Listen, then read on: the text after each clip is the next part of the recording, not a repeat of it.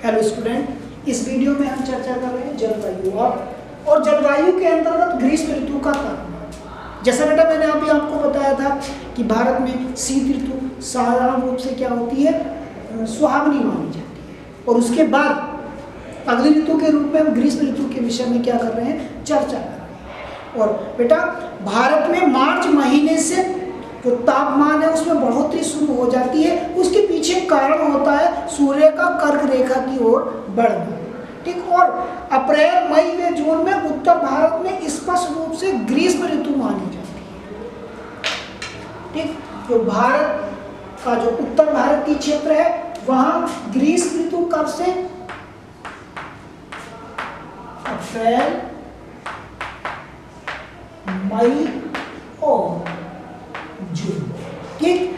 ये वो समय है जब उत्तर भारत में ग्रीष्म ऋतु क्या होती है, मानी जाती है। और इस समय भारत के अधिकांश भागों में तापमान 30 डिग्री से 32 डिग्री सेल्सियस तक पाया जाता है। एवरेजिंग रूप से अगर भारत के उत्तर भारत के स्थानों की आप अध्ययन करेंगे तो पाएंगे कि यहाँ एवरेज रूप से 30 डिग्री से 32 डिग्री के बीच या 32 डिग्री के आसपास तापमान पाया जाता है। तो बेटा आपसे पूछा जा सकता है कि एक नंबर में कुछ शब्द कि भारत के ग्रीष्म ऋतु के कोई 1 या 2 महीनों के नाम लिखिए, तो अप्रैल मई जून। आपसे पूछा जा सकता है औसतन कितना टेम्परेचर, कितना तापमान इस समय के दौरान भारत में पाया जाता है, तो आप याद रखेंगे 30 से 32 डिग्री सेल्सियस के आसपास। इसके बाद मार्च के दक्कन पठार पर दिन का अधिकतम तापमान 38 डिग्री सेल्सियस हो जाता है, जबकि अप्रैल में गुजरात और मध्य प्रदेश में यह तापमान 38 से 43 डिग्री तक पहुंच जाता है। मई में ताप की यह पेटी और उत्तर में खिसक जाती है। इससे देश के उत्तर पश्चिमी भागों में 48 डिग्री सेल्सियस के आसपास का होना असामान्य बात नहीं है। यानी ये पेटी है आपके उत्तर पश्चिम की ओर खिसक जाती है, तो इससे वहाँ का तापमान क्या हो जाता है, बढ़ जाता है। दक्षिण भारत में ग्रीष्म ऋतु मृदु होती है और उत्तरी भारत जैसे प्रखर नहीं होती।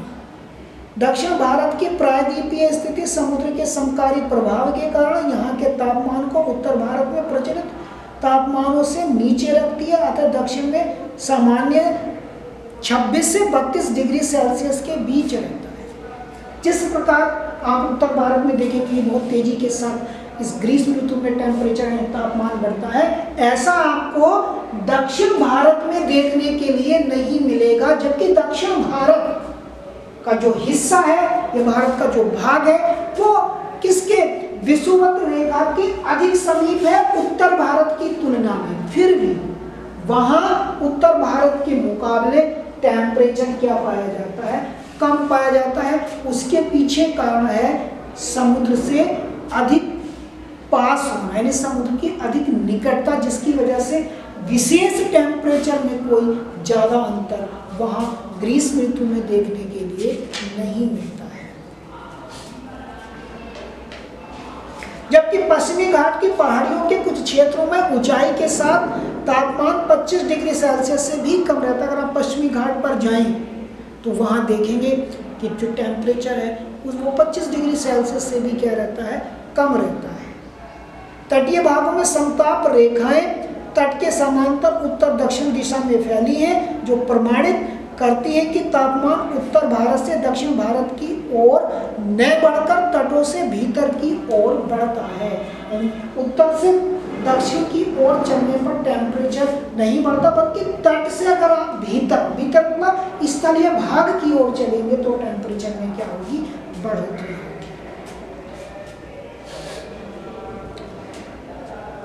और ग्रीष्म ऋतु में बेटा आपने ये देखा है कि भारत के जो उत्तरी क्षेत्र है, उत्तरी भारत का क्षेत्र है, वहाँ पे बहुत अधिक तापमान बन जाता है। बहुत अधिक तापमान बनने से या बढ़ने से क्या होगा, कम वायु दबाव का क्षेत्र बन जाएगा। और इसी समय जो आपके बंगाल खाड़ी का वाला क्षेत्र है, तो बंगाल की खाड़ी में उच्च वायुदाब का क्षेत्र बन जाता है। और उच्च वायुदाब से पवने कहाँ, भारत के मैदानी भागों की ओर चलना शुरू कर देती हैं। तो ग्रीष्म ऋतु के बाद एक ऐसी स्थिति उत्पन्न हो जाती है कि कहीं कहीं वर्षा के रूप में हमें ऐसी आर्द्र पवनों की प्राप्ति होने लगती है।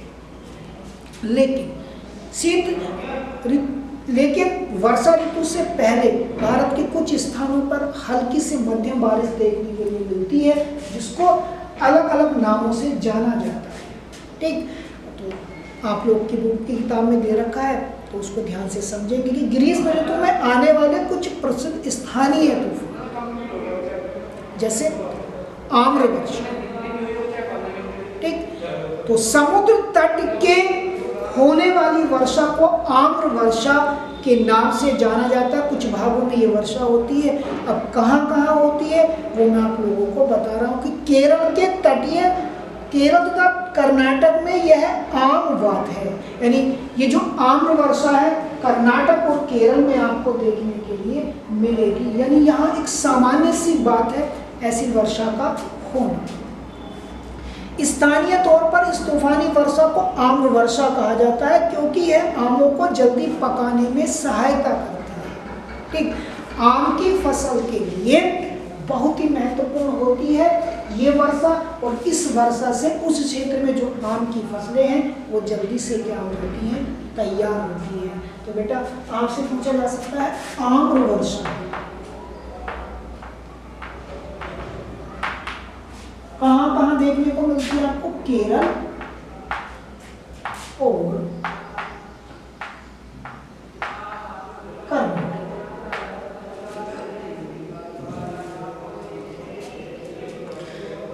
फूलों वाली बौछार, इसको भी एक स्थानीय नाम से जानते हैं। इस वर्षा से केरल के निकटवर्ती कहवा उत्पादक क्षेत्रों में कहवा के फूल खिलने लगते हैं। फूल खिलने वाली बौछार जो ये वर्षा होती है उससे केरल के भागों में जहाँ कहवा की फसल उगाई जाती है उससे फूल खिलने में क्या होती है, फूल खिलने के लिए ये लाभदायक हो जाती है।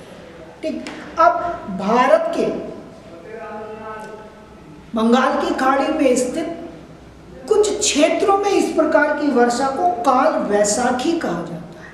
बहुत महत्वपूर्ण है काल वैसाखी, यानी वर्षा ऋतु से पहले आने वाले चक्रवातों को, तूफानों को हम काल वैसाखी के नाम से जानते हैं। तो किन भागों में ये वर्षा होती है, ये काल वैसाखी का नाम है, किन भागों में दिया जाता है वो बेटा हम लोग समझेंगे। असम और पश्चिम बंगाल में वैसाख के महीने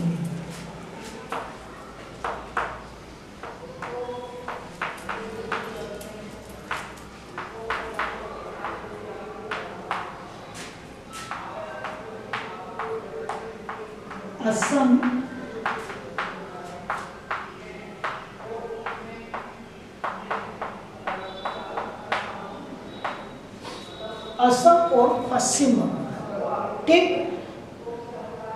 वैसाख के महीने में होने वाली वर्षा काल वैसाखी के नाम से जानी जाती है। क्यों जानी जाती है? कि वैसाख के महीने में शाम को चलने वाली ये भयंकर व विनाशकारी वर्षा युक्त पवनें, इनके कुख्यात प्रकृति का अंदाजा इनके स्थानीय नाम से लगाया जाता है, काल वैसाख। यानी वैसाख के महीने में ये पवनें चलती है जो भीषण वर्षा करती हैं, यानी भारी वर्षा करती है। इसलिए इनकी विविधता को इनके नाम से ही हम लोग परिचित या पहचान सकते हैं, नाम ही काल वैसाखी है। तो इसका मतलब ये अपने क्षेत्र में जो क्षेत्र पड़ता है उसमें क्या करेंगी, भारी बारिश करेंगी, भारी वर्षा करेंगी, और बहुत नुकसान, जो फसलें हैं स्थानीय उनको क्या करेंगी, नुकसान देंगी। तो इसलिए हम उनको काल वैसाखी के नाम से जानते हैं। चाय, पटसन व चावल के लिए अच्छी भी मानी जाती है। असम में इन तूफानों को बारदोली छीड़ा के नाम से पुकारा जाता है।